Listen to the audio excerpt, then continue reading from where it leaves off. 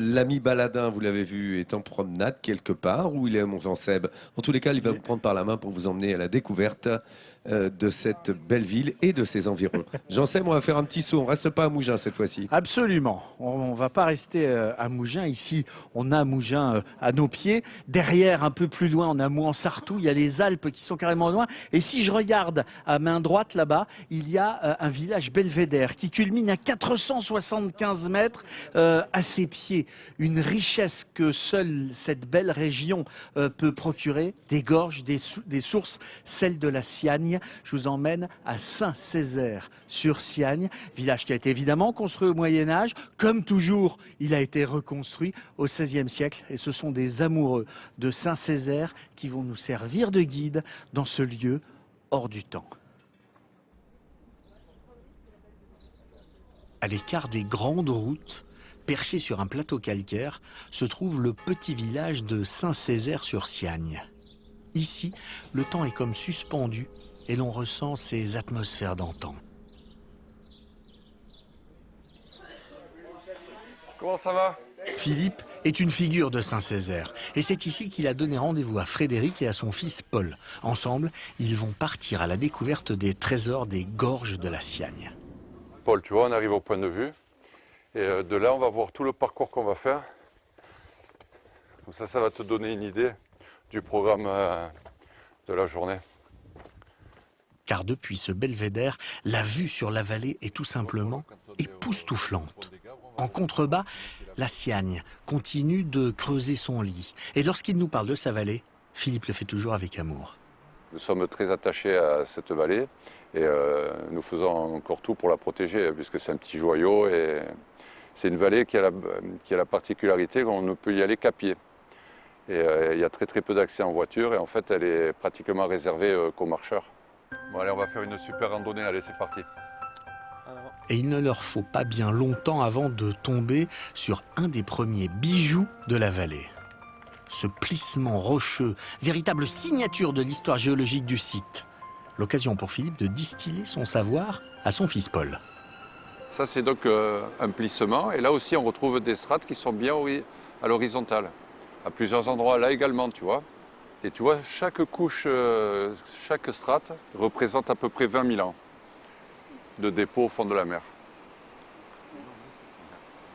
C'est comme si vous tournez les pages d'un livre, vous avez derrière vous toute l'histoire de la vallée qui peut défiler rien qu'en la regardant. Et si on peut lire à ciel ouvert cette histoire, c'est qu'ici, la Siagne a patiemment érodé pendant des centaines de milliers d'années cette roche calcaire pour y creuser son lit. Un lit de presque 400 mètres de profondeur, car cette rivière sauvage met en œuvre des forces immuables, une puissance à laquelle rien ne résiste. Et l'une des sources de la Siagne fait partie de l'identité des Saint-Césariens. Alors chaque fois qu'ils descendent dans les gorges, tels des pèlerins, ils ne manquent pas de s'y arrêter, malgré le bruit assourdissant. C'est vraiment l'origine de notre village. Tous les gens sont venus une fois dans leur vie à cette résurgence.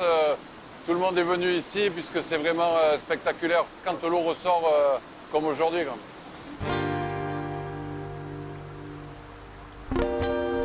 Là, on voit très bien que l'eau a creusé la galerie. C'est vraiment impressionnant. Tu vois toutes les traces d'érosion faites par l'eau. Et dès qu'il y a une petite fracture, l'eau s'infiltre et après, elle refait des petites stalactites.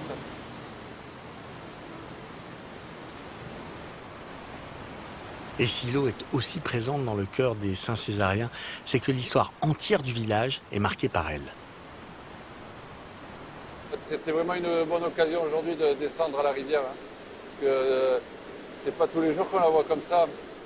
Je m'étonne que les hommes ils ont pensé exploiter cette puissance depuis toujours. Grâce à sa puissance, l'huile d'olive a connu dans ces vallées l'une de ses plus belles époques. Les gens ramassaient les olives sur le côté ensoleillé, descendaient au bord de la rivière où la seule force qu'ils avaient pour entraîner des grosses meules de pierre, c'était la force de l'eau. Alors, sur les berges de la Siagne, les traces de cette exploitation par l'homme sont encore bien présentes. Comme cette vieille papeterie rendue à la végétation, ou encore ce moulin où nos randonneurs font une petite halte pour s'hydrater. Elle est bonne, hein? Car sur les 15 km qui les séparent de la source, la Siagne coule désormais sans qu'aucune activité humaine ne vienne la polluer. Résultat, une eau cristalline couleur d'émeraude. Et c'est sur ce magnifique pont génois que Philippe et ses amis vont s'installer pour déjeuner. Tout un symbole d'échange et de convivialité, car ces ponts ont pendant longtemps été les seules voies praticables pour les échanges entre les vallées. Ces ponts, c'était des liens entre les villages. Il fallait descendre la vallée pour remonter de l'autre côté. Et pour la petite histoire, mon grand-père est de Calian, ma grand-mère est de Saint-Césaire. Et en fait, ils sont passés par ici, sûrement la première fois pour se rencontrer, parce qu'ils venaient à pied. Et en fait, c'est vraiment un lien de communication entre tous les villages de la vallée.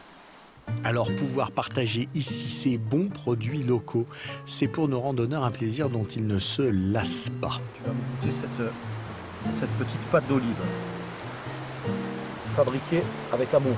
Merci. En principe, elle doit être Et à la maison en plus. succulente. Ah, là, c'est le nec plus ultra. On ne peut pas trouver mieux. C'est le top. Voilà. Bord de la rivière, le bon air. Voilà, juste ça. Une fois par jour, ça suffit. Voilà. Le midi, une petite halte au bord de la rivière, ça n'a pas de prix. Bon Fred, maintenant pour remonter à 300 mètres de dénivelé, tu crois que tu vas y arriver ou il va falloir que je te porte? Et c'est à leur rythme que nos randonneurs regagnent le village au perché de Saint-Césaire. Une ascension jalonnée par les lavoirs et les escaliers taillés dans la roche. Et même si cela leur coûte quelques gouttes de sueur, c'est un plaisir à chaque fois renouvelé que de parcourir à pied ces gorges. Le pays, c'est l'endroit. Voilà, c'est l'endroit rêvé pour celui qui aime la nature, qui aime un peu les grands espaces. Voilà, le naturel. C'est vraiment un beau mélange de nature sauvage, de biodiversité. Et tout ça à moins d'une demi-heure des grandes villes. Une chose est sûre, venir à Saint-Césaire-sur-Siagne et se promener dans ces gorges, c'est un peu quelque part faire un retour aux sources.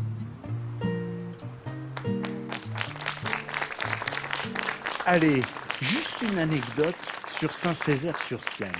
Il y avait là-bas un certain Antoine Krebs. Antoine Krebs, il est né à Grasse, là-bas. Et puis Louis XV l'a anobli. Il est devenu Antoine Krebs de Saint-Césaire. Et son petit-fils, lui, a assisté à un moment historique de l'histoire puisqu'il a participé à la guerre d'indépendance des États-Unis et il a assisté à la capitulation des troupes anglaises et à la signature de cette capitulation aux côtés, rien moins que de Lafayette et de Rochambeau.